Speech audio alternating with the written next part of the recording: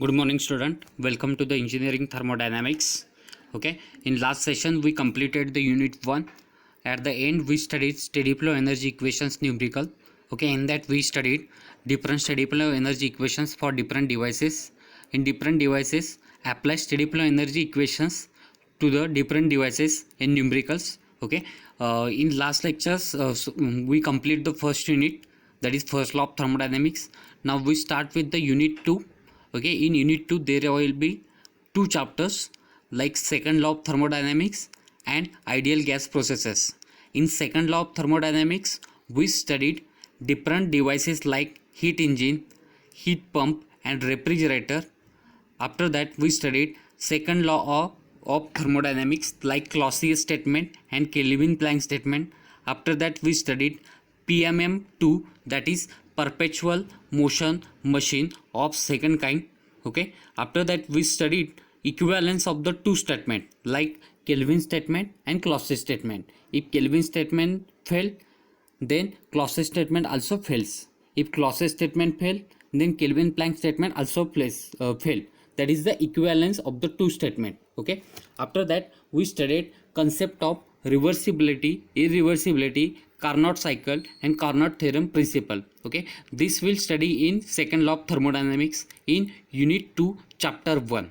After that we studied chapter 2 like ideal gas processes, different ideal gas processes like constant pressure, constant volume, constant temperature processes. Okay, now we start with the second law of thermodynamics, that is unit 2 chapter 1, second law of thermodynamics. Okay, as we know we studied in first unit first law of thermodynamics, zeroth law of thermodynamics, different definitions like state, process, cycle, properties. Okay, now we start with the second law of thermodynamics chapter. Okay, in which we start with the basic as you know first law of thermodynamics. In first law of thermodynamics we states that cyclic integral of heat transfer is equal to cyclic integral of work transfer, that is heat and work are mutually convertible. Okay, this is the first law of thermodynamics. Now why second law of thermodynamics defined? Because of there is a limitations in first law of thermodynamics. What is the limitation of first law of thermodynamics? Basically, as you know the statement, that is cyclic integral of heat is equal to cyclic integral of work, that is when system undergoes cyclic process. Okay, what is cycle? That is initial and final state are identical when process are performed. Okay, that is a cycle. Matlab in cyclic process what? Total heat is equal to total work. Okay, or heat is converted into work. Okay, but what are the limitations of first law of thermodynamics so that second law of thermodynamics define? Okay, the limitations of first law of thermodynamics, as first limitation is the law does not specify the direction of flow of heat and work. That is heat, where heat flows, heat always flows from higher temperature to lower temperature, but there is a possibility that heat flow from low temperature to high temperature when we supply external work. Okay, this also possible. So first law thermodynamics does not specify the direction of flow of heat and work. Okay, मतलब आपको first law में define नहीं किया कि heat कहाँ से कहाँ flow हो रही है, हाई से लो हो रही है, लो से हाई हो रही है. ओके, तो ये फर्स्ट लॉ में थर्मोडायनेमिक्स में डिफाइन नहीं किया. This is the limitation of first law of thermodynamics. After next limitation what? अभी क्या है? Cyclic integral of heat is equal to cyclic integral of work in first law of thermodynamics, that is total heat is equal to total work. But in actual what? when actual what? Total work is fully converted into heat, but total heat cannot be fully converted into work. Then heat and work not fully mutually convertible. Means what? Some amount of heat, when heat is converted into work, some amount of heat is rejected to the surrounding. Okay, there is a losses of heat, so total heat is not equal to total work.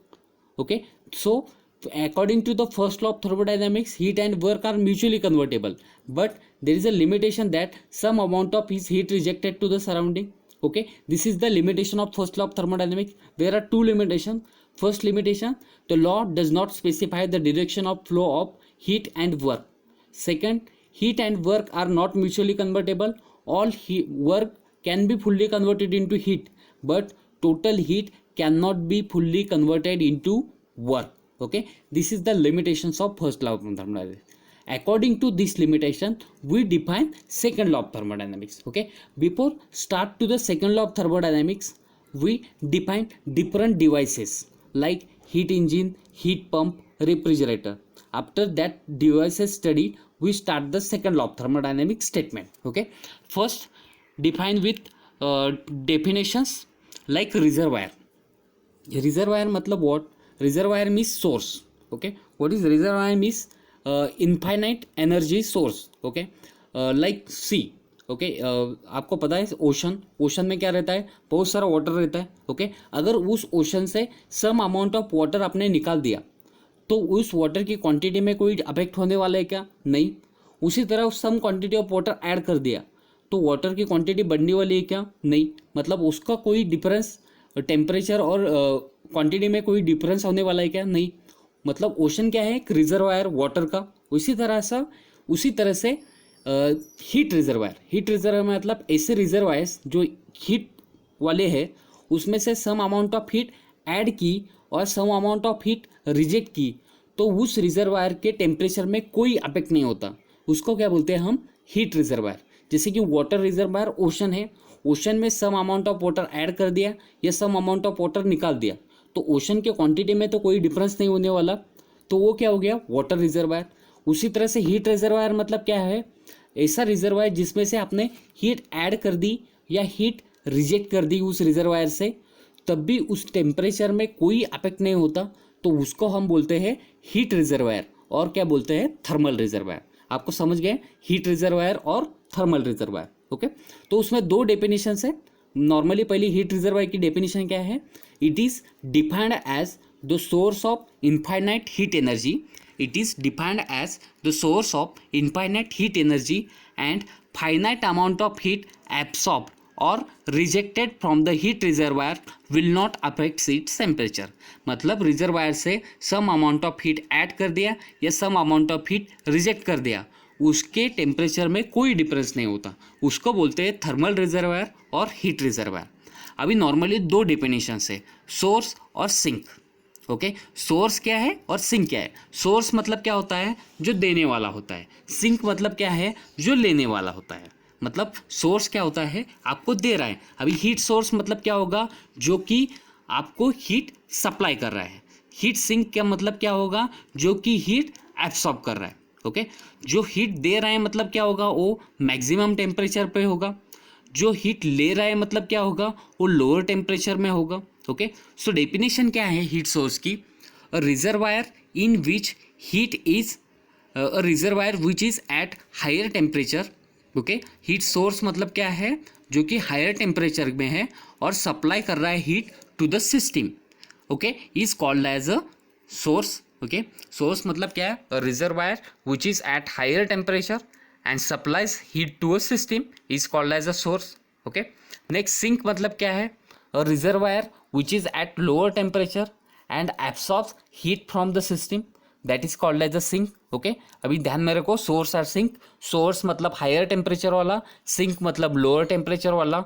Source मतलब क्या है? जो कि heat supply करता है system को. Sink जो क्या है? सिस्टम की हीट क्या करता है? एब्सॉर्ब कर देता है. ये क्या हो गए? आपके नॉर्मल डेफिनेशंस हो गई. अभी हम स्टार्ट करने वाले हैं 3 different devices like heat engine, heat pump, refrigerator. Okay, अभी स्टार्ट करते हैं इंजन. इंजन क्या करता है? इंजन जो होता है, इंजन को रन करने के लिए क्या लगता है? हमें फ्यूल लगता है. जैसे कि एग्जांपल लेते हैं, हमारा 2 व्हीलर है. ओके, 2 व्हीलर में हम क्या यूज़ करते हैं? पेट्रोल यूज़ करते हैं. ओके, तो पेट्रोल क्या हो जाता है? पेट्रोल इंजन में चला जाता है. ओके, वहाँ पे वो पेट्रोल बर्न हो जाता है. स्पार्क प्लग से क्या होता है? बर्न हो जाता है. आफ्टर बर्निंग क्या हो जाता है? वहाँ पे large amount of heat produce हो जाती है. Okay, large amount of heat produce होने के बाद गाड़ी क्या होती है? स्टार्ट होने लगती है. ओके, गाड़ी स्टार्ट होने के बाद गाड़ी चालू होने लगती है. मतलब क्या प्रोड्यूस हुआ? वर्क प्रोड्यूस हुआ. ओके, और जो कि हमारा एग्जॉस्ट गैसेस है आफ्टर बर्निंग, वो जो हीट है वो कहाँ से चली जाती है? थ्रू साइलेंसर से एग्जॉस्ट हो जाती है. मतलब यहाँ पे इंजन क्या करता है? इंजन हीट एब्सॉर्ब करता है और वर्क प्रोड्यूस करता है. Okay, engine is a device which produce work at the expense of heat energy. Okay, engine is a device which produce work at the expense of heat energy, okay, that is called a engine, okay. आप diagram में देख सकते हैं, okay. Source मतलब क्या है, जो कि हीट सप्लाई कर रहा है, ओके। तो इंजन है, देख रहे हैं बीच में सर्कल वाला क्या है, हीट इंजन। वो क्या एब्सॉर्ब कर रहा है, सोर्स से हीट एब्सॉर्ब कर रहा है। अभी इंजन क्या है, सिस्टम है, तो सिस्टम क्या कर रही है, सोर्स से हीट एब्सॉर्ब कर रही है, ओके। तो हीट एब्सॉर्ब करने के बाद इंजन क्या प्रोड्यूस करेगा, वर्क प्रोड्यूस करेगा। सो डब्ल्यू वर्क प्रोड्यूस कर दिया इंजन ने, ओके। और सम अमाउंट ऑफ हीट क्या हो गई, आपकी सिस्टम से रिजेक्ट हो गई, जो कि रिजेक्ट कहाँ होगी, सिंक को होगी। तो Q2 अमाउंट ऑफ हीट क्या होगी, आपकी रिजेक्ट हो गई, सिंक, ओके। आपको डायग्राम ये अच्छे से ध्यान में रखना है, आपके न्यूमेरिकल में आपको ये डायग्राम लगने वाली है, ओके। सिंपल है, इंजन क्या करता है, हीट लेता है और वर्क प्रोड्यूस करता है, और सम अमाउंट ऑफ हीट क्या होती है, रिजेक्ट होती है। मतलब Q1 amount of heat absorb कर दी इंजन ने, और उसमें से W amount of work produce की, और Q2 अमाउंट ऑफ हीट क्या कर दी, रिजेक्ट कर दी। तो ये क्या हो गई, आपकी इंजन हो गया, बराबर है। यहाँ पे T1 क्या है अपना, टेम्परेचर ऑफ सोर्स, T2 क्या है, टेम्परेचर ऑफ सिंक, Q1 क्या है, heat flow from the source, और Q2 क्या है, heat rejected from heat engine to sink, okay. अभी इफिशियंसी, इफिशियंसी मतलब क्या है, परफॉर्मेंस ऑफ द इंजन, बराबर है। एफिशिएंसी क्या है, परफॉर्मेंस ऑफ द इंजन। अभी परफॉर्मेंस कैसे निकालते हैं हम, तुम्हारा आउटपुट क्या है और तुमने इनपुट कितना दिया है, इससे क्या निकालते हैं हम, उसका परफॉर्मेंस निकालते हैं। सो एफिशिएंसी इक्वल टू क्या रहता है, आउटपुट अपॉन इनपुट, बराबर है। इंजन में आउटपुट क्या मिल रहा है आपको, वर्क डन मिल रहा है, बराबर है। इंजन क्या प्रोड्यूस कर रहे हैं, वर्क डन, मतलब इंजन का आउटपुट क्या हो गया, आपका W हो गया, ओके। इंजन का इनपुट क्या है, इंजन को क्या दे दिया, फिर वर्क डन प्रोड्यूस किया इंजन ने, तो हमने उसको हीट्स दे दी, इससे वो क्या प्रोड्यूस किया, वर्क प्रोड्यूस किया। मतलब इनपुट क्या हो गया अपना, हीट सप्लाई, दैट इज कितना हो गया आपका Q1, ओके। सो आउटपुट कितना मिला आपको, W, और इनपुट क्या मिल गया आपको, Q1 मिल गया। सो इफिशियंसी इक्वल टू क्या होगा, W अपॉन Q1, बराबर है। इक्वेशन देख रहे हैं आप, efficiency is equal to W upon Q1। अभी W यहाँ पे आप डायग्राम में देख सकते हैं, Q1 अमाउंट मैंने क्या कर दिया, सप्लाई कर दिया इंजन को, बराबर है। उससे क्या प्रोड्यूस किया, W हो गया, और सम अमाउंट ऑफ हीट क्या हो गई, रिजेक्ट हो गई, Q2। मतलब क्या होगा equation, Q1 equal to W minus Q2। जैसे कि मैंने 10 रुपये दे दिए, उसमें से 5 रुपये मैंने खर्च कर दिए और 5 रुपये घर में दे दिए। मतलब क्या होगा, 10 रुपये इक्वल टू क्या होगा, 5 + 5। उसी तरह से यहाँ पे क्या होगा, Q1 इक्वल टू क्या होगा, W + Q2, बराबर है। सो W इक्वल टू क्या होगा, Q1 माइनस Q2। यहाँ पे एनर्जी बैलेंस में देखो, W इक्वल टू क्या होगा, Q1 माइनस Q2। एक बार ध्यान से डायग्राम देख लेना और इक्वेशन समझ लेना, ओके। अभी इक्वेशन क्या मिला है इफिशियंसी का, आउटपुट बाय इनपुट, आउटपुट क्या है अपना वर्क डन है, और इनपुट क्या है, heat supply, that is Q1, okay. So W equal to क्या होता है, Q1 माइनस Q2, और अपॉन Q1 होगा। तो Q1 डिनोमिनेटर से मैंने दोनों को डिवाइड कर दिया न्यूमरेटर में, तो इक्वेशन आएगा 1 minus Q2 upon Q1, okay. उसी इक्वेशन को अगर मैंने टेम्परेचर में लिख दिया तो इक्वेशन आएगा इफिशियंसी का, efficiency equal to 1 minus T2 upon T1। T2 क्या है, टेम्परेचर ऑफ सिंक है, और T1 क्या है, टेम्परेचर ऑफ सोर्स है। यहाँ पे जो भी टेम्परेचर है वो टेम्परेचर किस में लेना है, आपको केल्विन में लेना है। किस में लेना है, केल्विन में लेना है, ओके। तो टेम्परेचर आपको किस में लेना है, केल्विन में। सो इंजन क्या करता है, इंजन हीट एब्सॉर्ब करता है और वर्क प्रोड्यूस करता है। सो इंजन का इक्वेशन क्या होगा इफिशियंसी का, efficiency is equal to output work done है और इनपुट हीट सप्लाई है। So efficiency is equal to क्या होगा, T1 minus T2 upon T1, that is Q1 minus Q2 upon Q1, okay. यहाँ पे टेम्परेचर किस में लिखना है आपको, केल्विन में। सोर्स का टेम्परेचर T1 है और सिंक का टेम्परेचर क्या है, T2 है, ओके। तो ये हो गया आपका heat engine. Now we start with the refrigerator, okay. Normally आपको रेफ्रिजरेटर घर का देख लो, ध्यान में रख दीजिए, घर में आपके रेफ्रिजरेटर हैं, ओके। तो रेफ्रिजरेटर आपने देखा होगा, पीछे क्या है रेफ्रिजरेटर के, कॉइल्स है, ओके। जो क्रॉस लाइन में कॉइल्स है उसको हम बोलते हैं कंडेंसर, ओके। और नीचे डाउन में एक देखो ब्लैक बॉक्स है, उसको हम बोलते हैं कंप्रेसर। क्या बोलते हैं, कंप्रेसर, ओके। जो कि कंप्रेसर क्या करता है, आप अंदर जो पाइप के अंदर जो रेफ्रिजरेंट फ्लो होता है उसको फ्लो करने के लिए हमें क्या चाहिए, कंप्रेस करना पड़ता है, उसको कंप्रेसर चाहिए, ओके। तो कंप्रेसर कैसे रन होता है, तो कंप्रेसर रन करने के लिए क्या चाहिए, हमें इलेक्ट्रिसिटी चाहिए, बराबर है। तो इलेक्ट्रिसिटी ऑन करते हैं, उसके बाद वो कंप्रेसर चालू हो जाता है, उसके बाद अपना रेफ्रिजरेटर क्या होता है, ऑन होता है। ओके, सो रेफ्रिजरेटर क्या करता है, वर्क रेफ्रिजरेटर को देना पड़ता है। मतलब रेफ्रिजरेटर क्या है, वर्क एब्सॉर्बिंग डिवाइस है। देखो ध्यान में रखिए, वर्क प्रोड्यूसिंग डिवाइस और work absorbing device. Work producing मतलब क्या है, जो वर्क प्रोड्यूस करता है। वर्क एब्सॉर्ब मतलब क्या है, जिसको चलाने के लिए वर्क लगता है। मतलब जैसे कि फैन के लिए इलेक्ट्रिसिटी लगती है, ब्लोअर के लिए इलेक्ट्रिसिटी लगती है। ओके, रेफ्रिजरेटर को इलेक्ट्रिसिटी लगती है, बराबर है। एयर कंडीशन के लिए इलेक्ट्रिसिटी लगती है। मतलब ये सब क्या है, वर्क एब्सॉर्बिंग डिवाइसेस है। मतलब इनको चलाने के लिए क्या देना पड़ता है, इलेक्ट्रिसिटी देनी पड़ती है। मतलब क्या देना पड़ता है, वर्क देना पड़ता है, बराबर है। और इंजन क्या है, इंजन जो कि है वर्क प्रोड्यूस करता है। जैसे कि power plant, thermal power plant, steam turbine, ये क्या है, सब वर्क प्रोड्यूस करते हैं, बराबर है। और ये उनको क्या होता है, वर्क प्रोड्यूसिंग डिवाइसेस बोलते हैं। और इनको क्या बोलते हैं, रेफ्रिजरेंट। जैसे कि वाटर पंप है अपना, मोटर लगाते हैं पानी ऊपर करने के लिए, फैन है, ब्लोअर है, इन सबको क्या देना पड़ता है, इलेक्ट्रिसिटी देना पड़ता है। मतलब इनको क्या देना पड़ता है, वर्क देना पड़ता है सिस्टम को। मतलब ये सब क्या है, वर्क एब्सॉर्बिंग डिवाइसेस है। ओके, तो रेफ्रिजरेटर का आपकी डेफिनेशन पता चल गई। ओके, तो रेफ्रिजरेटर इज अ डिवाइस। अभी रेफ्रिजरेटर क्या करता है, रेफ्रिजरेटर का फंक्शन क्या रहता है। रेफ्रिजरेटर क्या करता है, हम क्या करते हैं रेफ्रिजरेटर में, जो कि हमारे वेजिटेबल्स है, फ्रूट्स है, उसको अंदर रखते हैं। क्यों अंदर रखते हैं, क्योंकि रेफ्रिजरेटर का अंदर का जो स्पेस है वो क्या रहता है, टेम्परेचर क्या करता है, लोअर मेंटेन करता है। क्या करता है, टेम्परेचर लोअर मेंटेन करता है।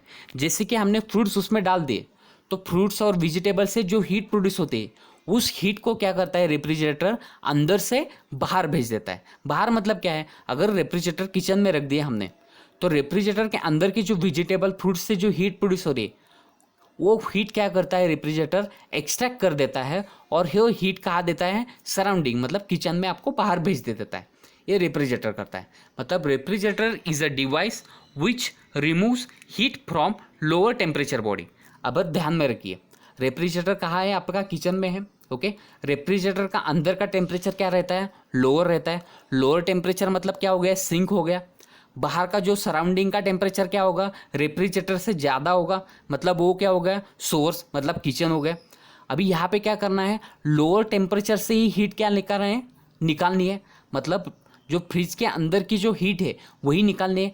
मतलब जो लोअर टेम्परेचर रीजन है उसमें से ही हीट क्या करनी है, आपको एक्सट्रैक्ट करनी है, बराबर है। तो वो क्या हो गया, आपका रेफ्रिजरेटर, बराबर है। तो रेफ्रिजरेटर का फंक्शन क्या है, जो आपका फ्रिज के अंदर जो हीट प्रोड्यूस होने वाली है, जहाँ पे लो टेम्परेचर रीजन में जो हीट प्रोड्यूस होने वाले, उस हीट को क्या करना है, निकालना है। और कहाँ भेजना है, सराउंडिंग को। मतलब कहाँ पे, हायर टेम्परेचर रीजन को, बराबर है। तो रेफ्रिजरेटर मतलब क्या है, is a device which removes heat from lower temperature body to maintain it at constant temperature on the expense of work energy. मतलब क्या है, रेफ्रिजरेटर चालू करने के लिए क्या चाहिए, मुझे इलेक्ट्रिसिटी चाहिए। मतलब क्या चाहिए, वर्क एनर्जी। ओके, तो डायग्राम में देख सकते हैं रेफ्रिजरेटर आर है। ओके, उसको चलाने के लिए मुझे क्या चाहिए, इलेक्ट्रिसिटी। इसके लिए मैंने क्या प्रोवाइड किया, वर्क डन प्रोवाइड किया। अभी एरो देख सकते हैं, रेफ्रिजरेटर को क्या सप्लाई किया है, वर्क डन सप्लाई किया। ओके, जो सिंक वाला सेक्शन है वो सेक्शन है आपका रेफ्रिजरेटर वाला सेक्शन, जो कि आपका लोअर टेम्परेचर रीजन है। ओके, रेफ्रिजरेटर क्या है, लोअर टेम्परेचर रीजन है। उससे क्या करने, हमें हीट निकालनी है, so that we maintain the lower temperature in the refrigerator. Okay, so sink से मैंने क्या की, हीट एब्सॉर्ब कर दी। Q2 अमाउंट ऑफ हीट क्या कर दी, मैंने रेफ्रिजरेटर से एब्सॉर्ब कर दी। ओके, तो सिंक से मैंने क्या कर दी, वो हीट एब्सॉर्ब कर दी। अभी भेजनी कहाँ है मुझे, सराउंडिंग में। तो वो कहाँ जाएंगी, ऊपर सोर्स में जाएंगी। सोर्स मतलब सराउंडिंग। ओके, तो कितनी जा रही है, total amount of heat Q1। अभी यहाँ पे तो मैंने Q2 अमाउंट ऑफ हीट निकाल दी थी रेफ्रिजरेटर से, तो ऊपर Q1 अमाउंट किससे जा रही है। जब तुम कंप्रेसर रन कर रहे हो तो कंप्रेसर की एनर्जी और रेफ्रिजरेटर से जो हीट एनर्जी आ रही है, वो दोनों ऐड होने के बाद हमारी क्या जाती है, ऊपर सोर्स में हीट जा रही है Q1 अमाउंट। जैसे कि आपको एग्जाम केमिस्ट्री में हमने पढ़ा होगा, अगर आपने रेफ्रिजरेटर का डोर ओपन कर दिया तो आपका रूम का टेम्परेचर इंक्रीज होगा या डिक्रीज होगा। तो नॉर्मली क्या होता है, आपको लगता है कि मैंने रेफ्रिजरेटर ओपन कर दिया तो मुझे आपकी रूम क्या होने वाली है, ठंडी होने वाली है, ऐसे लगेगा। लेकिन ऐसा नहीं होता, आपकी रूम का टेम्परेचर क्या होने वाला है, वहाँ पे इंक्रीज होने वाला है। ओके, तो ये ध्यान में रखना है आपको, टेम्परेचर क्या होने वाला है वहाँ पे आपका इंक्रीज होने वाला है। ओके, सो दैट यहाँ पे क्या करना है, रेफ्रिजरेटर रन करने के लिए आपको वर्क डन सप्लाई कर रहे हैं। ओके, तो वहाँ से क्या करना है, लोअर टेम्परेचर से आपको हीट एक्सट्रैक्ट करनी है Q2 अमाउंट, और total Q2 plus work done Q1 amount of heat कहाँ पे देना है आपको, सराउंडिंग में, जैसे कि आप डायग्राम में देख सकते हैं। ओके, अभी यहाँ पे जो रेफ्रिजरेटर का परफॉर्मेंस चेक करते हैं वहाँ पे इफिशियंसी से मेजर नहीं करते, तो यहाँ पे हम रेफ्रिजरेटर के लिए यूज़ करेंगे COP, that is coefficient of performance. Okay, coefficient of performance. Okay, engine के लिए सिर्फ हमें इफिशियंसी का सिंबल यूज़ करना है, लेकिन रेफ्रिजरेटर और हीट पंप इन दोनों को हम यूज़ करेंगे परफॉर्मेंस के लिए COP। लाइक इफिशियंसी है उसको सिर्फ हम यूज़ करेंगे COP, coefficient of performance. Okay, so COP is equal to क्या होगा, आउटपुट बाय इनपुट। ओके, अभी इंजन का देखो, रेफ्रिजरेटर है, रेफ्रिजरेटर का आउटपुट क्या है, हमें क्या करना है, रेफ्रिजरेटर का आउटपुट क्या है, जो कि अपना रेफ्रिजरेटर है उसका टेम्परेचर क्या करना है, हमें मेंटेन करना है। सो दैट क्या करना पड़ेगा, हमें जो अंदर हीट प्रोड्यूस हो रही है उसको हीट को क्या करना है, निकालना है। ये क्या हो गया, अपना आउटपुट होगा। सो आउटपुट यहाँ पे क्या होगा, Q2 क्या है, जो कि हीट है जो रेफ्रिजरेटर के अंदर बन रही है, उसको हम क्या कर रहे हैं, निकाल रहे हैं बाहर, मतलब आउटपुट क्या होगा, अपना Q2 होगा। ओके, उस Q2 को हम ऐसे भी बोल सकते हैं रेफ्रिजरेशन इफेक्ट। ओके, न्यूमेरिकल में आपको बोला होगा सेंटेंस में रेफ्रिजरेशन इफेक्ट। रेफ्रिजरेशन इफेक्ट मतलब क्या होगा, आपका रेफ्रिजरेशन का आउटपुट, दैट इज Q2, मतलब आउटपुट क्या होगा यहाँ पे, Q2। अभी इनपुट क्या है, रेफ्रिजरेटर को इनपुट क्या दिया है, रेफ्रिजरेटर चालू करने के लिए मैंने क्या दिया है, वर्क डन दिया है। सो इनपुट क्या होगा, अपना W होगा। सो आउटपुट मिला Q2 और इनपुट क्या मिला, W। ओके, तो W इक्वल टू क्या है, Q1 माइनस Q2 है। सो इक्वेशन क्या आएगा, Q2 upon Q1 minus Q2, बराबर है। अगर मैंने टेम्परेचर के हिसाब से इक्वेशन लिख दिया तो इक्वेशन क्या आएगा, T2 upon T1 minus T2, बराबर है। टेम्परेचर किस में लिखने हैं, केल्विन में लिखने हैं, मतलब 10 डिग्री टेम्परेचर दिया होगा तो केल्विन में कितना होगा, 10 डिग्री प्लस 273, मतलब कितना होगा, 283। ओके, टेम्परेचर डिग्री का केल्विन में करते वक्त उसमें 273 क्या करना है, ऐड करना है। ओके, तो ये क्या हो गया, आपका रेफ्रिजरेटर हो गया। ओके, नेक्स्ट हम पढ़ने वाले हैं हीट पंप। ओके, उससे पहले हीट पंप पढ़ने से पहले मैं आपको एक बेसिक बता देता हूँ, water pump. Okay, water pump आपको पता है, वाटर पंप क्या करता है, वाटर एक लेवल से सेकंड लेवल में लेके जाता है। जैसे कि आपके घर पे देखे होगा, ऊपर पानी के टंकी में पानी भेजना है तो लोअर से पानी ऊपर जाने तक क्या लगते हैं, हम मोटर लगाते हैं, मतलब वाटर पंप लगा देते हैं। उसमें क्या होता है, आपको पंप रन करने के लिए क्या चाहिए, इलेक्ट्रिसिटी चाहिए, मतलब पंप क्या हो गया, वर्क एब्सॉर्बिंग डिवाइस हो गए। उसी तरह हीट पंप क्या है, आपका वर्क एब्सॉर्बिंग डिवाइसेस है। ओके, सो हीट पंप क्या करता है, हीट पंप करता है आपके लोअर लेवल की हीट जो है उसको क्या भेजता है, हायर लेवल में। जैसे कि आपको बता देता हूँ, विंटर में देखो, जहाँ पे बहुत ज़्यादा ठंडी पड़ती है, कोल्ड होता है, वेदर बहुत कोल्ड होता है, वहाँ पे क्या लगाते हैं, हीटर लगा देते हैं घर पे। ओके, तो हीटर जनरली क्या करता है, बाहर की जो हीट है वो हीट को कोल्ड वाली उस वहाँ से थोड़ी सी अमाउंट वाली हीट क्या कर देता है, एब्सॉर्ब कर देता है, और वो कहाँ सप्लाई करता है, रूम को सप्लाई करता है। ओके, जैसे कि यहाँ पे देख सकते हैं, सोर्स मतलब क्या है, अपनी रूम है, और सिंक मतलब क्या है, बाहर की सराउंडिंग है। तो सराउंडिंग से हीट एब्सॉर्ब कर देता है और रूम को भेज देता है, उससे क्या होती है, अपनी रूम गर्म हो जाती है, मतलब क्या है, टेम्परेचर इंक्रीज हो जाता है। ओके, उसी तरह वाटर का कैसे रहता है, लोअर लेवल से वाटर हायर भेजना है। ओके, मतलब क्या करना है, आउटपुट क्या है, यहाँ पे अपना जो रूम है उसको गर्म करना है, मतलब क्या करना है, जो सराउंडिंग से सिंक से हीट एब्सॉर्ब करना है और कहाँ भेजना है, सोर्स में हीट भेजना है।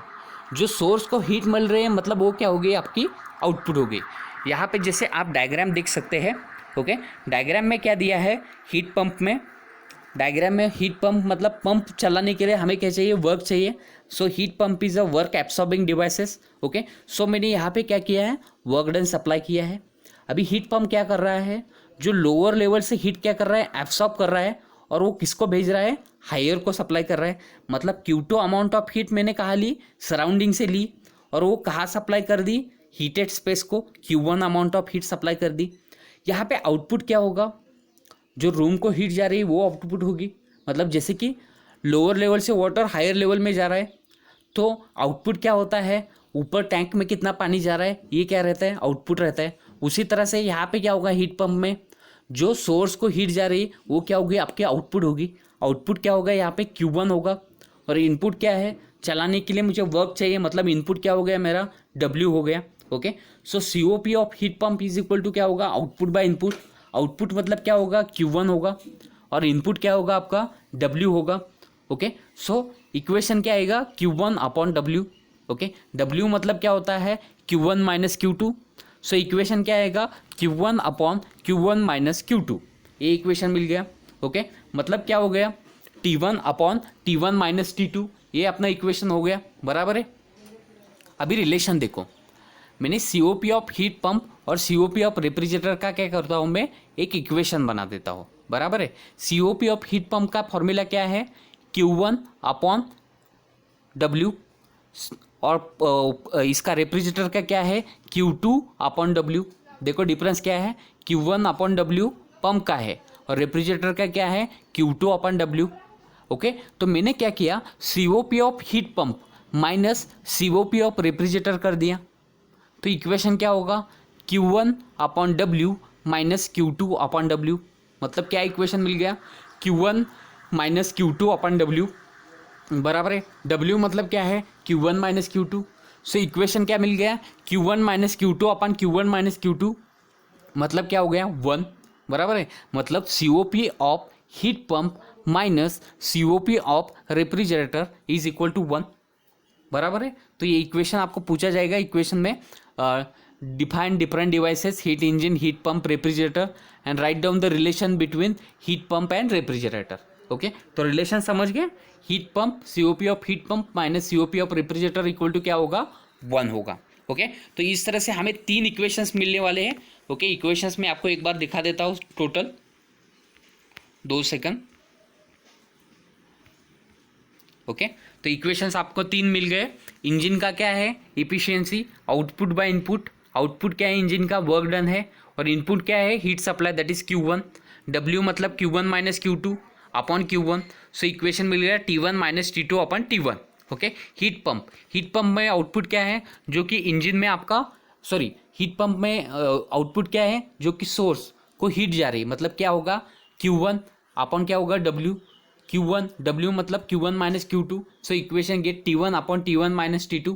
ओके, उसी तरह से रेफ्रिजरेटर में आउटपुट क्या है, रेफ्रिजरेशन इफेक्ट, मतलब लोअर से कितने अमाउंट ऑफ हीट एक्स्ट्रा की है रेफ्रिजरेटर स्पेस से, Q2। सो Q2 अपन क्या होगा, W होगा, Q2 upon W, Q2 upon Q1 minus Q2।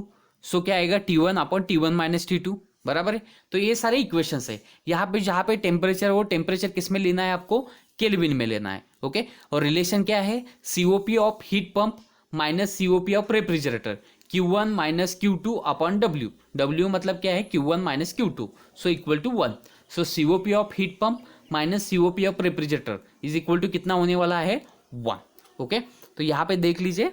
Okay, next lecture में हम जो रिमेनिंग पार्ट है चैप्टर 1 का वो कंप्लीट करने वाले हैं। Okay, thank you.